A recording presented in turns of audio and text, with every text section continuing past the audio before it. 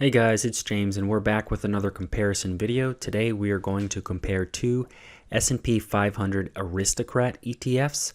We're going to compare KNG versus NOBL or NOBL. So first off, we are going to check out the fund pages, find the overlap between these two S&P 500 Aristocrat ETFs, go over to Seeking Alpha to be able to find the CAGR numbers for these funds. We'll also take a peek and see if we can find accurate dividend yield numbers and expense ratios. And then we'll see how these funds have compared to each other historically at the fund inception date of KNG, if you were to invest $10,000 in both of these funds. And then we'll come back to my fund versus fund calculator, which will calculate the future value of these funds, what you would expect within 1 to 10 years for your portfolio value if you had a $10,000 initial investment, and what type of income you would expect to receive from KNG and NOBL. Over on the website that I found for KNG, it is First Trust's S&P 500 Dividend Aristocrat Target Income ETF. Just a real quick note about this fund.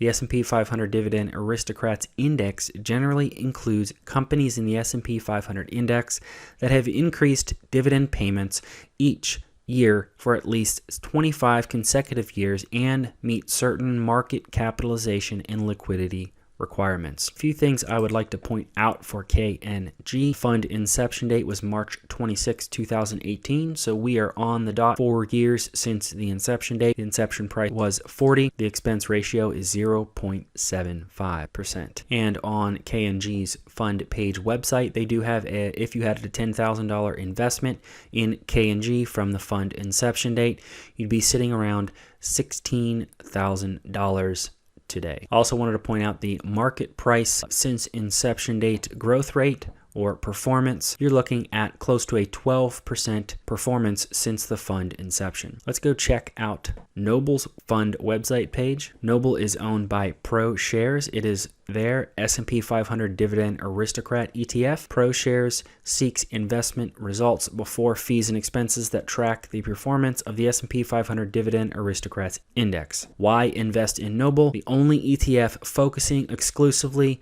on the S&P 500 Dividend Aristocrats, high quality companies that have not just paid dividends, but grown them for at least 25 consecutive years, with most doing so for 40 or more years. Often household names, NOBL's holdings generally have more stable earnings, solid fundamentals, and strong histories of profit and growth. NOBL strategy has a demonstrated history of weathering market turbulence over time by capturing most of the gains of rising markets and fewer of the losses in falling markets. A few things I'd like to point out here. Since their fund inception date, which was about 5 years before KNG, if you invested $10,000, you would be sitting with close to $28,000 8.5 years later. They claim their market price since their inception date of October 2013. Their annualized return is 12.64% at the month end of February 28th. A few more things I'd like to point out. The fund inception date was October 2013. Their expense ratio is 0.35%. They claim a distribution yield of 2.59%, but I believe this is a little high. We'll check that out on Seeking Alpha. Coming over to a fund overlap site, comparing KNG versus NOBL, there are 64 number of overlapping holdings with a total weighted overlap of 98%. Over on Seeking Alpha's page for KNG, what we're going to do is look at the entire history of the fund and try to determine what the starting price was and what a straight line would look like if you drew a straight line from the starting value to the ending value of today at 54.76, and try to determine an annualized number or a CAGR number just for the market price, not including dividends. We'll come over to NOBL's page for Seeking Alpha as well and do something very similar. It looks like NOBL started possibly a little bit higher at 41 or 42, and if we drew a straight line for NOBL all the way up to today's price of 94.92, and we're going to determine a CAGR number on my spreadsheet. Over on this tab here for my spreadsheet, here's our CAGR calculator. Simply put in the starting value value and the time period. The starting value for KNG was $40, and the time period is exactly 4 years,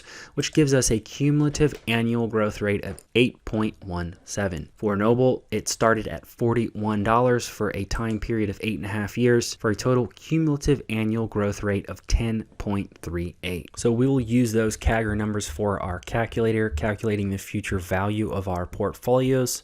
Back on KNG's page, I just wanted to point out we're going to use 3.77% for the dividend yield. We'll use the expense ratio of 0.75% and use that in our calculation. For NOBL, we're going to use a 12-month trailing yield of 1.93% with an expense ratio of 0.35%. Let's check out what the dividend has looked like for KNG. You can see once the fund has had a full year of dividend payouts, it was sitting around 4.1%, and then with the market crash and the market price going down, the dividend yield artificially spiked to 6%, but it has leveled out close to about 4%, with today's value being close to 3.7%. Same thing for NOBL. We'll take a look at their historical dividend yield. And if you remember, NOBL's fund was a little bit older. So taking a look at NOBL, their most recent historical dividend yield is sitting at around 1.93%. And this is their 12-month trailing yield. So we will use this for our calculation. Now, if you recall, on our comparison, we compared the holdings of KNG versus NOBL, and consumer defense, industrials, healthcare, financials, and basic materials being the top 10 holdings,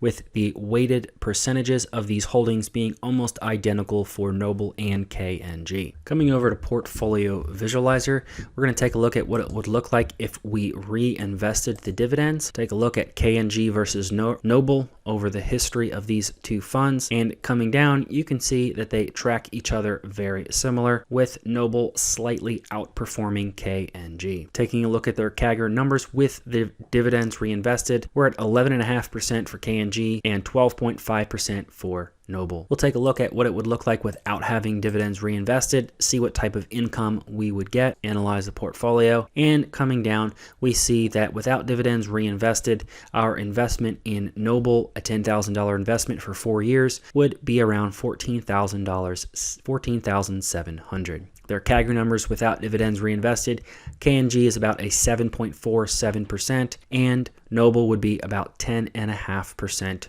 CAGR number. Coming down to the income that we would receive with the smaller growth rate with KNG, that translates to a larger dividend payout. So KNG would have paid you $329 and NOBL would have paid you $192 in 2018. The most recent year, we would be looking at these figures.